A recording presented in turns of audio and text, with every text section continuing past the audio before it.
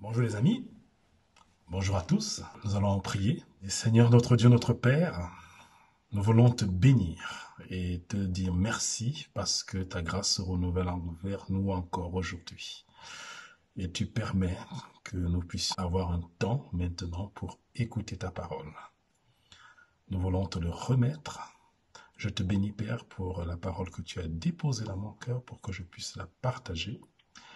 Et je te prie Seigneur afin que tu permettes que celui qui écoute maintenant puisse recevoir quelque chose de toi. Ô Seigneur, au-delà de tout ce que je vais pouvoir dire, je te prie Seigneur que par ton esprit tu rejoins quelqu'un dans son intimité pour lui donner de te connaître mieux et de faire un pas encore avec toi. Au nom de Jésus-Christ. Amen. Oui, vous savez, en 2009, un sondage qui était publié par le Pèlerin, révélait que seulement 10% des Français croyaient à la résurrection des morts auprès de Dieu. Ce qui était surtout notable, c'est le recul, en cette année-là, de 9 points en 10 ans. Et quand on regarde plus loin, c'est même le recul de 40 points en 40 ans. C'est-à-dire, après la guerre, c'était 1 sur 2 qui croyaient à la résurrection des morts auprès de Dieu. Et donc 50% presque, c'était ça en gros. Et si on extrapole donc cette évolution, il n'en resterait peut-être plus grand monde en 2020 pour croire en la résurrection. Il n'en resterait plus grand monde, oui. Ce qui est aussi marquant, c'est que cette incrédulité croît également parmi ceux qui se déclarent chrétiens. Selon un sondage toujours aux États-Unis, en 2018, 29% de ceux qui se déclaraient chrétiens, pourtant, croyaient en la réincarnation. Très à la mode désormais. C'est cette croyance selon laquelle, quand ils meurent, leur âme revit dans le corps d'une autre personne, dans le monde, et parfois même dans le corps d'un animal. En 2020, en Suisse, un autre sondage parmi les réformés et les catholiques révèle que seulement 23 et 35% respectivement croient à la résurrection de Jésus. Et si l'on va plus loin, on découvrira qu'il y a beaucoup qui, disant croire en Jésus-Christ, disant croire que Jésus-Christ est ressuscité, ne croient pas que eux-mêmes ressusciteront. On est en droit de se demander aujourd'hui, jusqu'où crois-tu? Jusqu'où crois-tu? Vous savez, les évangéliques ont souvent rejeté le bébé avec l'eau du bain. Il y a ce qu'on appelle les credos, qui résument les articles fondamentaux de la foi chrétienne, révélés dans la Bible. Donc, certains ont résumé les vérités essentielles et fondamentales tirées de la Bible pour résumer sa foi et pour la confesser. C'est ce qu'on appelle un credo, parfois. Ils ont souvent l'utilité, un credo peut avoir l'utilité de distinguer les fausses doctrines qui s'en affranchissent de certaines vérités, de résumer l'essentiel biblique à enseigner aux jeunes convertis, comme d'être une checklist de base pour discerner dans la masse globalisée aujourd'hui de tout ce qui s'appelle chrétien, de distinguer le vrai du faux, de tout ce qui est église ou individu, se disant chrétien. Le premier et le plus célèbre édicté des credos par les pères de l'Église est ce qu'on appelle le symbole des apôtres, que l'on dit le plus fidèle de la foi des apôtres. Le fameux « je crois » en 12 points.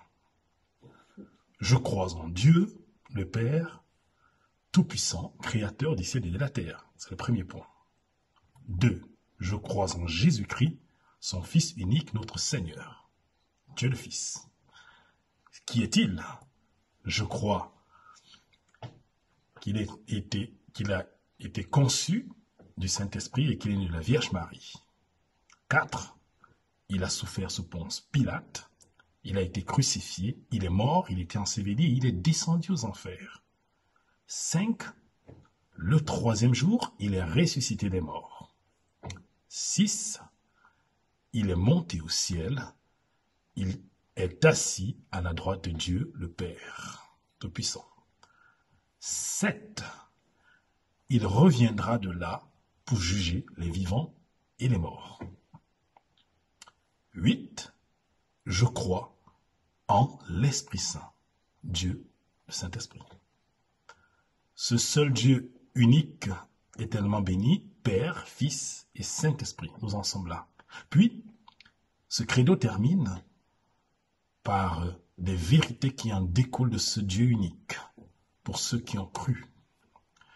Je crois la Sainte Église universelle et la communion des saints, possible grâce à Dieu, Père, Fils et Saint-Esprit. La rémission des péchés, en 10, 11, la résurrection de la chair, et le 12, et la vie éternelle. On termine ainsi la résurrection de la chair et la vie éternelle. D'où ma question, jusqu'où, jusqu'à quel niveau crois-tu? Au premier point, en Dieu. Il y en a qui croient qu'en Dieu. Oui, un Dieu. Au second point, en Jésus-Christ. Oui, Jésus était venu peut-être sur la terre, à sa naissance, oui. À sa vie, sa mort, sa résurrection, le troisième jour.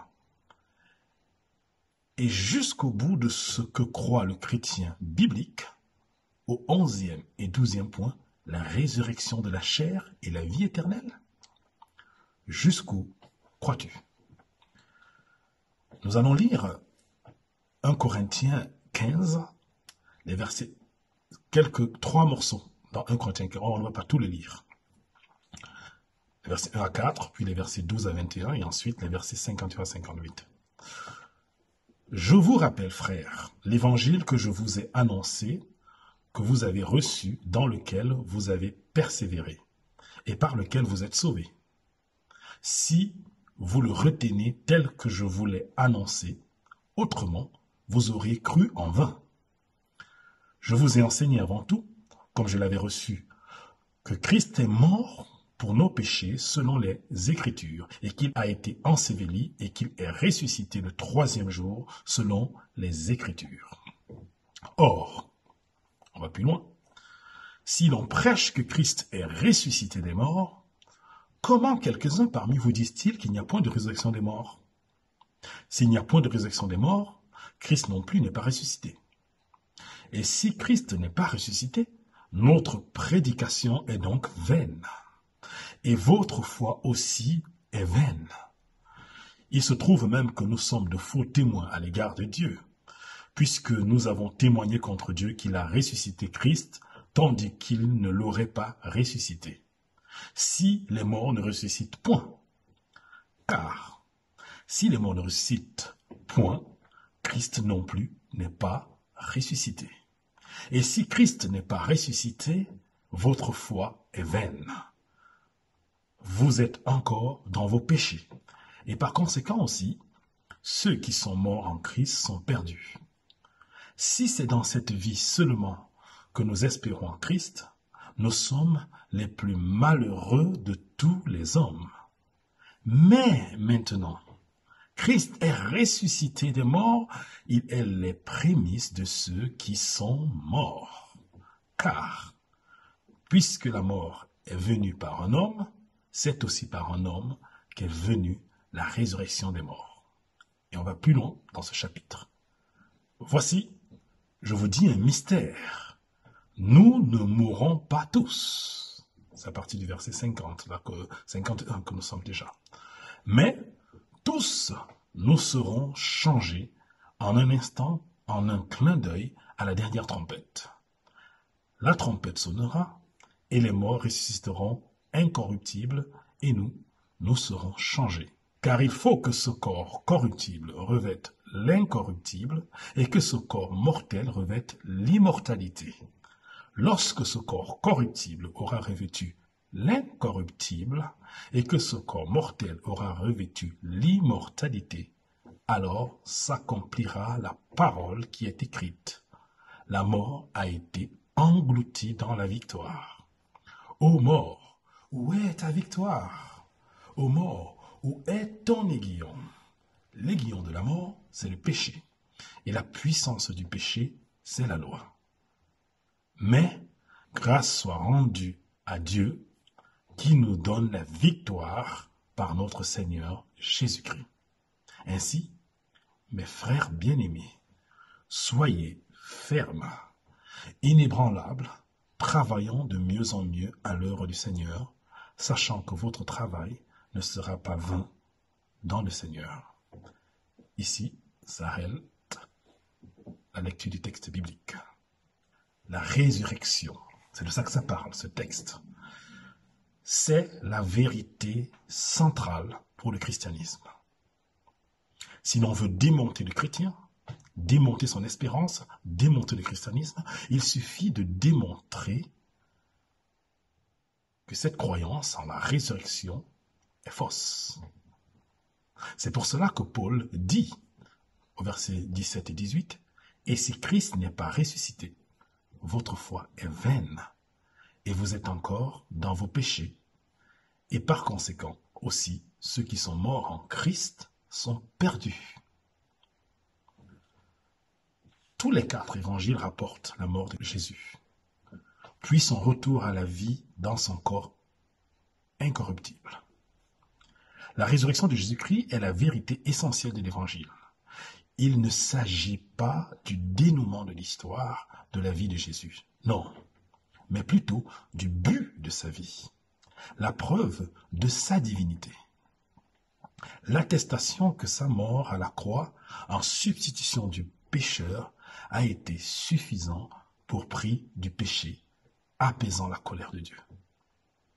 Jésus est vraiment mort, on est d'accord? Ça, tout le monde l'accepte. C'est un fait historique clairement attesté, documenté et prouvé scientifiquement par l'archéologie et l'histoire. Donc ce n'est pas que le Nouveau Testament qui le dit, ça, que Jésus est mort. Là, on l'accepte encore, ce truc, plus facilement. Deuxième chose, le tombeau était bien vide. Non seulement selon la Bible et les disciples de Jésus, mais aussi selon ses détracteurs et ses ennemis, qui disent que ce sont les disciples. Par contre, dans ce cas, ils s'attestent que le tombeau est vide, mais ils disent, les détracteurs, que ce sont les disciples qui ont volé le corps de Jésus. Troisième point. Plus de 500 personnes l'ont vu après sa mort. C'est ce que va nous dire Paul en plus au verset 6 de ce chapitre. On dénombre 10 apparitions, et ce n'est que 10 apparitions seulement qui sont rapportées dans la Bible.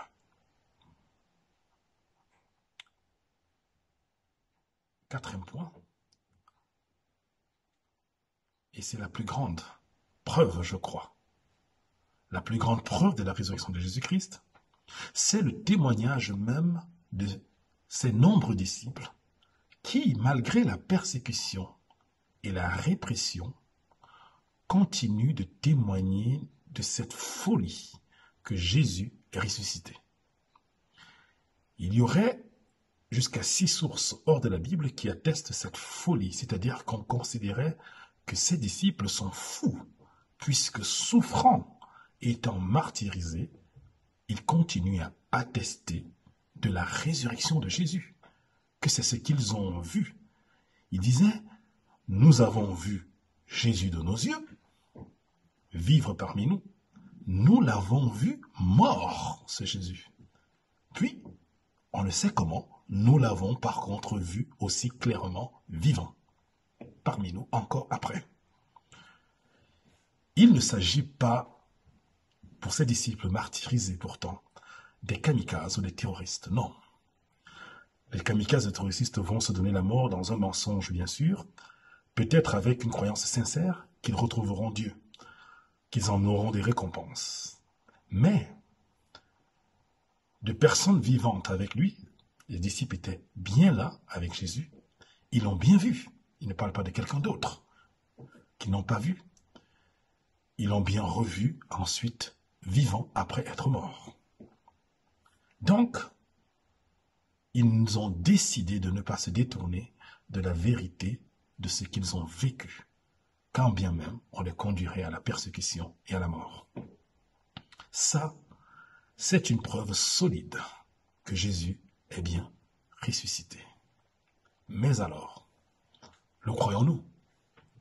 Quelle implication du fait que Jésus est ressuscité dans notre vie réelle aujourd'hui? La résurrection de Jésus garantit notre résurrection. Si l'on va en Deutéronome 29, verset 29, on lit « Les choses cachées sont à l'Éternel, notre Dieu.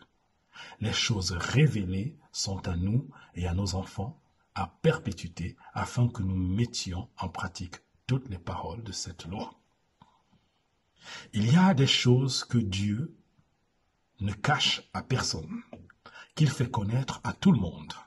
Par exemple, en Romains 1, verset 19 à 21, on lit « Car ce qu'on peut connaître de Dieu est évident pour eux, puisque Dieu le leur a fait connaître. » En effet, les perfections invisibles de Dieu, sa puissance éternelle et sa divinité se voient depuis la création du monde. Elles se comprennent par ce qu'il a fait. Ils sont donc inexcusables, puisque tout en connaissant Dieu, ils ne lui ont pas donné la gloire qu'il méritait en tant que Dieu et ne lui ont pas montré de reconnaissance. Oui, il y a des choses que Dieu révèle donc à tout le monde. Il y a aussi des choses que Dieu ne fait connaître à personne, ni dans le passé, ni maintenant, comme par exemple le jour du retour du Seigneur ou de la fin du monde. Marc 13, 32 dit « Pour ce qui est du jour ou de l'heure, personne ne le sait, ni les anges dans le ciel, ni le Fils, mais le Père seul. » Il y a des choses qui n'étaient pas encore révélées et que Dieu a révélées uniquement à ceux qui lui appartiennent en Jésus-Christ. Et là, il y a une grande bénédiction en Jésus-Christ. Le nombre important de mystères, on en dénombre peut-être une quinzaine, qui nous ont été révélés dans la Nouvelle Alliance, dans le Nouveau Testament, c'est-à-dire des choses cachées par Dieu jusque-là et qu'il a bien voulu révéler à ceux qu'il s'est acquis. Ça reste des mystères, des choses incompréhensibles, inacceptables même pour tout le monde, mais un motif d'ancrage en lui et d'adoration du croyant. Le Seigneur n'a-t-il pas tressailli de louange en disant, dans Matthieu 11, versets 25 à 26, « Je te loue, Père, Seigneur du ciel et de la terre, de ce que tu as caché ces choses aux sages et aux intelligents, et de ce que tu les as révélées aux enfants. Oui, Père, je te loue de ce que tu l'as voulu ainsi. » Ici, ces choses révélées sont les vérités du royaume de Dieu manifestées en Jésus-Christ. La grâce de Dieu qui vient résoudre le problème insolvable, autrement de la condamnation à mort et à l'enfer du péché, pour conduire à la vie éternelle avec Dieu. Révélé au cœur simple, acceptant de croire, au cœur de ceux qu'il s'est acquis, et caché aux sages et intelligents, à leurs propres yeux manifestes par le mépris de la vérité divine. Et dans ces nombreux mystères mis à notre connaissance, il y a donc le mystère du retour du Seigneur ou de l'enlèvement des chrétiens. Ce dont Paul parle ici, dans le texte que nous avons lu, surtout à la fin, en évoquant, non pas seulement pour ceux qui ont accepté sur cette terre son sacrifice à la croix, la résurrection de la chair dans un corps glorieux pour le royaume de Dieu, mais aussi la transformation de ceux qui ne sont pas encore morts en un corps glorieux. Tous au retour de Christ. Pendant que les chrétiens de Thessalonique se questionnaient s'ils rateront le retour de Jésus, s'ils mourraient avant qu'il ne revienne, ceux de Corinthe se demandaient ce qui se passerait si Jésus revenait avant leur mort. Et, les amis, ce mystère est énorme et fabuleux. Nous ne dévancerons pas dans la gloire les frères et sœurs en Christ qui sont morts, comme dit aux Thessaloniciens, le chapitre 4, versets 16 à 17, car le Seigneur lui-même a un signal donné, à la voix d'un archange et au son de la trompette de Dieu, descendra du ciel, et les morts en Christ ressusciteront premièrement. Ensuite, nous les vivants, qui serons restés, nous serons tous ensemble enlevés avec eux sur les nuées à la rencontre du Seigneur dans les airs, et ainsi nous serons toujours avec le Seigneur. Et là, le texte que nous avons lu, aux Corinthiens, Paul complète une information importante. Le revêtement de corps glorieux, incorruptible. Tous en Christ ne vont pas mourir. Donc tous ne vont pas revenir à la vie. Mais tous vont être changés et revêtir l'incorruptible et l'immortalité, absolument nécessaire pour être et demeurer en présence glorieuse de Dieu. Enoch et Élie auraient peut-être subi ce changement en un instant. Oui, la trompette sonnera. La dernière trompette, l'appel à la rencontre de l'époux, l'invitation au festin éternel. Et les morts ressusciteront incorruptibles. Et nous qui sommes vivants, nous serons changés en un instant, en un clin d'œil. La résurrection de Jésus au 3e jour après sa mort sur la croix n'est pas le retour à une vie, la vie d'un autre sur la terre. Non, ce n'est pas de la réincarnation. La résurrection de Jésus au 3e jour après sa mort n'est pas non plus le retour à la vie au dernier jour, tel que croyaient les Juifs. Oui, celle à laquelle croyait Marthe, comme une bonne juive. Voilà. D'ailleurs, quand elle répond à Jésus, qui lui dit que son frère Lazare, mort, reviendra à la vie, elle lui parle justement de cette résurrection des Juifs au dernier jour.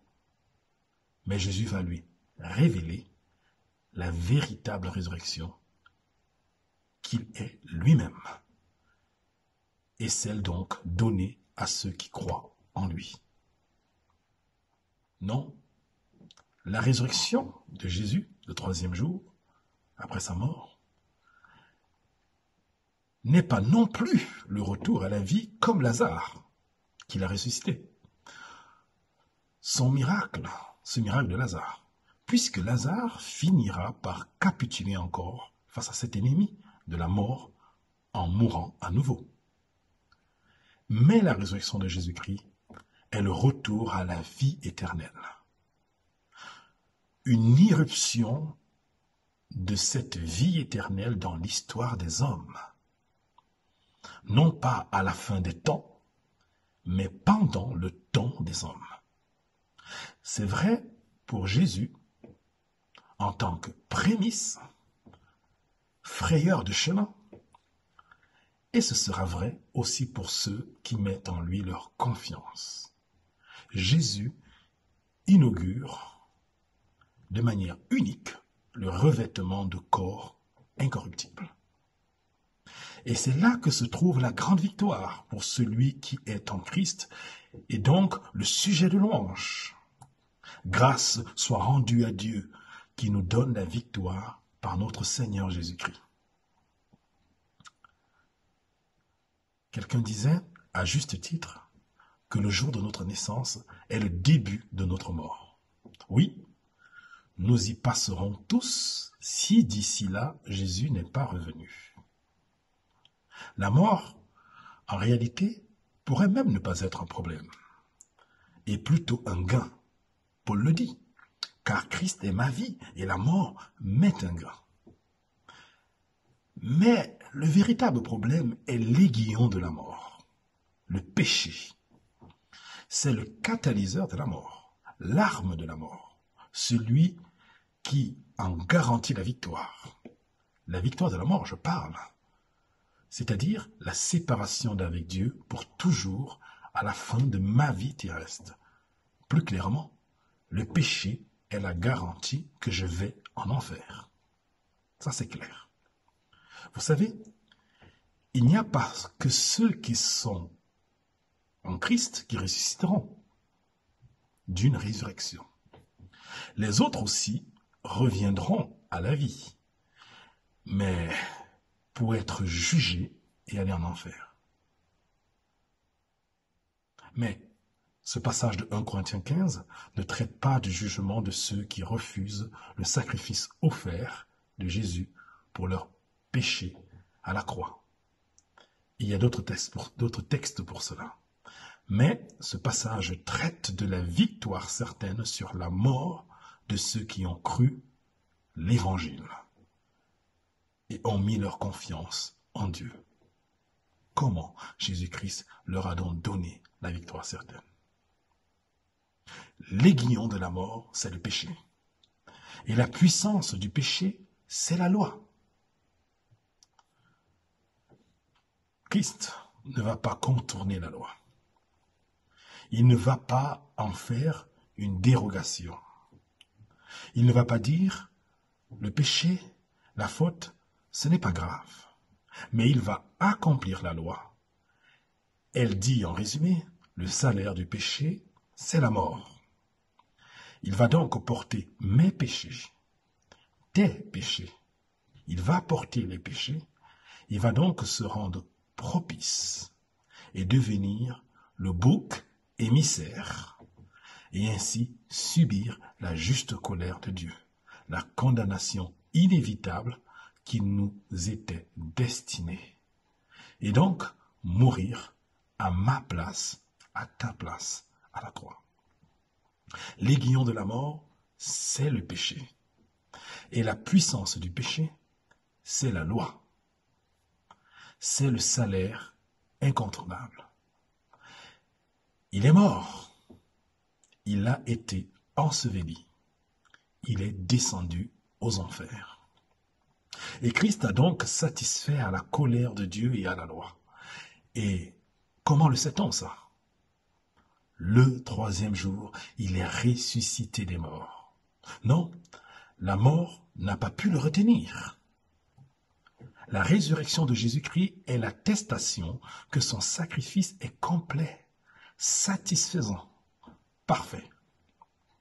Et c'est pour cela qu'on peut chanter la victoire sur la mort, qu'il est les prémices certains de tous ceux qui croient en lui, qui revêtiront donc les corps incorruptibles, dignes et qualifiés pour la vie éternelle en sa présence glorieuse. L'illustration de Oscar Cullmann. Oscar Cullmann, c'était un professeur de Nouveau Testament aux universités de Strasbourg et de Bâle avant et après la Deuxième Guerre mondiale. C'est intéressant comment il essaie de distinguer le jour J du jour V. Le jour J, ou encore le D-Day, le débarquement D, le jour du débarquement, était le 6 juin 1944. Et ce n'est que le 8 mai 1945 que sera la fin officielle de la guerre, le V-Day, le Victory Day, le jour de la victoire officielle. Pendant ces 11 mois, entre les deux, quand bien même la victoire était acquise depuis le débarquement, il a fallu l'avancement progressif depuis Normandie et les batailles ici ou là pour aller au bout. La démobilisation n'aurait donc pas été la bienvenue parce qu'il y a eu débarquement. Alors on arrête. Au risque de mettre en péril la victoire certaine. Bien au contraire. certains poltrons, certains fatigués, démobilisés, ont été encouragés et remobilisés par le D-Day, par le jour du débarquement. Ils sont là, nous ne sommes plus seuls. Nous allons y aller. En fait, tu peux considérer la résurrection de Jésus-Christ comme le D-Day, le jour J, et son retour, ce jour du revêtement de nos corps glorieux ou de l'enlèvement de l'Église, comme le Victory Day, la grande victoire finale pour ceux qui sont en Christ. Et voici donc la conséquence concrète dans notre marche aujourd'hui de croire en ce mystère révélé de la résurrection de la chair et la vie éternelle. Au verset 58, donc, on a lu « Ainsi, mes frères bien-aimés, soyez fermes, inébranlables, travaillant de mieux en mieux à l'œuvre du Seigneur, sachant que votre travail ne sera pas vain dans le Seigneur. » Intérieur, fermeté dans l'Évangile, persévérance dans ce en quoi nous avons cru en Jésus-Christ. Et c'est ce que Paul va commencer par noter au début de sa lettre, lorsqu'il va parler de l'Évangile. L'Évangile, si du moins vous la retenez telle que vous l'avez reçue, c'est-à-dire jusqu'au bout, c'est-à-dire jusqu'à la résurrection des morts dont il va parler et notre revêtement encore glorieux pour la vie éternelle. Ça, c'est la fermeté dans l'Évangile. Face à l'agitation extérieure, stabilité. Inébranlable. Stabilité face aux vents et marées, aux injustices, aux calamités, et que sais-je encore. Puis, troisième point, dans cet encouragement, travail. Oui, le chrétien travaille. Si nous avons des appels différents, nous avons tous le même mobile de notre travail ici-bas. Pour le Seigneur, pour l'accroissement de son règne dans les cœurs et autour de nous. Notre travail est-il donc mieux qu'hier et moins bien que demain? Question. Ou avons-nous besoin de la puissance de sa résurrection pour être remobilisés aujourd'hui? En ce sens, le seul repos, ce sont les sœurs et frères qui sont déjà partis en attente de notre enlèvement commun. Mais ceux qui restent encore sur la terre, vivant là, tous ces chrétiens, eux, ils travaillent pour le Seigneur, car leur récompense est certaine. Soyons encouragés par ces paroles de la bonne nouvelle de Jésus-Christ jusqu'à la résurrection de la chair et la vie éternelle. Amen.